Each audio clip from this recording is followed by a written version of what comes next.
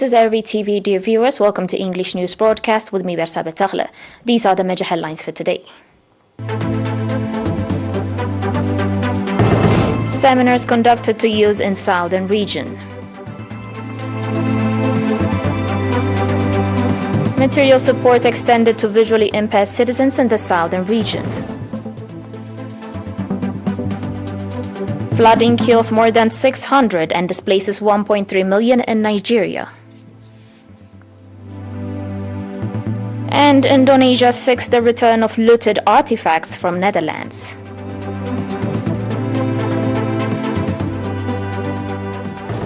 On your local news, the National Union of Eritrean Youth and Students branch in the Southern region organized seminars to youth in the subzones of Mai'aini and Adqayeh. According to Mr. Girmay Gebru, head of the union branch in the Southern region, the objective of the seminars was to develop the overall capacity and understanding of the youth and enable them contribute their part in the national development programs. Mr. Girmay also called on the youth to take advantage of the opportunities being provided and reinforce participation in the implementation of the development programs. Mr. Girmay further called on the public to play due part in the effort to produce competent youth that adhere to the noble societal values. The participants, on their part, commending for organizing the seminar, called for organizing training programs, especially related to technology. The National Association of Visually Impaired branch in the Southern region extended material support to 20 families in the Southern region.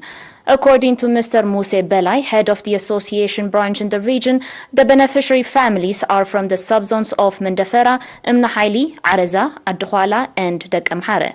Mr. Muse went on to say that each family has provided with cards and is expected to significantly contribute in the improvement of their livelihoods of the beneficiary families. Mr. Muse also said that in previous years, the branch office had rehabilitated 40 families with small-scale businesses and livestock, worth about 500,000 Naufa. The beneficiary families, on their part, commending for the support they were provided, expressed readiness to work hard and thereby improve their livelihoods. The National Association of Visually Impaired branch in the Southern region has so far 3,500 members.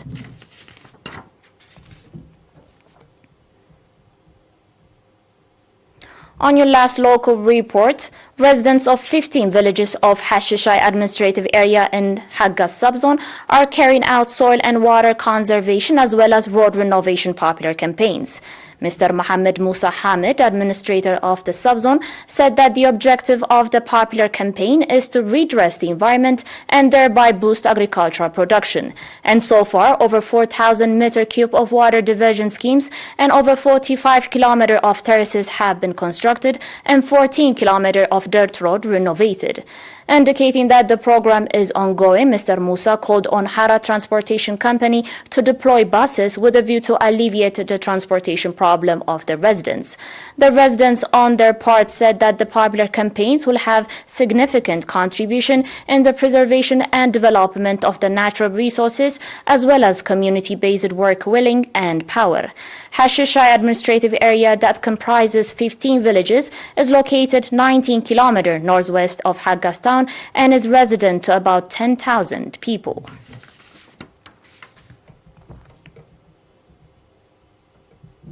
Dear viewers, do stay with us for the international news after the short break.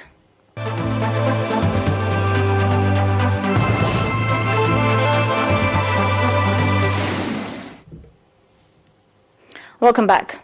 More than 600 people have died and 1.3 million have been displaced from their homes in flooding that has hit 33 of Nigeria's 36 states and the capital Abuja, government officials have said.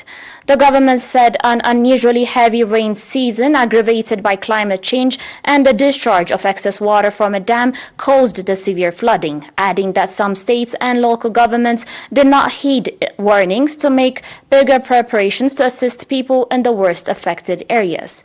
The Humanitarian Affairs and Disaster Management Minister said more than 108,000 hectares of farmland have been submerged and critical infrastructure such as roads have been destroyed. More than 200,000 homes have also been partially or completely destroyed. Several rice-producing states in northern and central Nigeria are among the worst affected, raising concerns about shortages at a time when annual food inflation has hit 23%.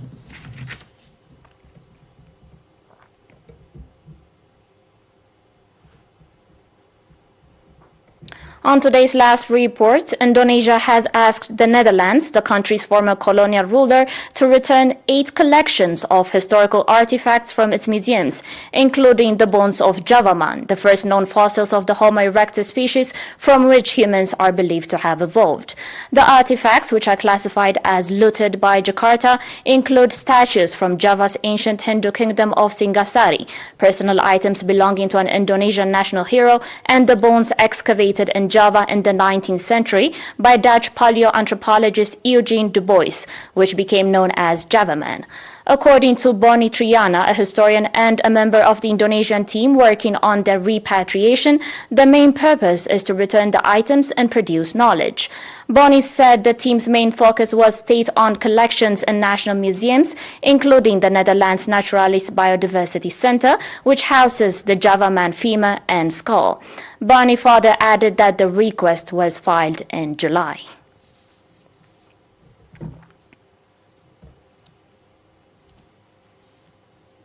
Dear viewers, you're still watching us on ERi-TV, and now recap of today's major headlines. Seminars conducted to youth in Southern region. Material support extended to visually impaired citizens in the Southern region. Flooding kills more than 600 and displaces 1.3 million in Nigeria.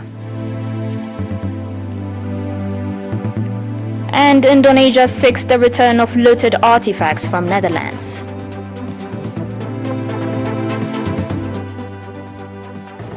That was all for today, dear viewers. Thanks for watching and have a good one.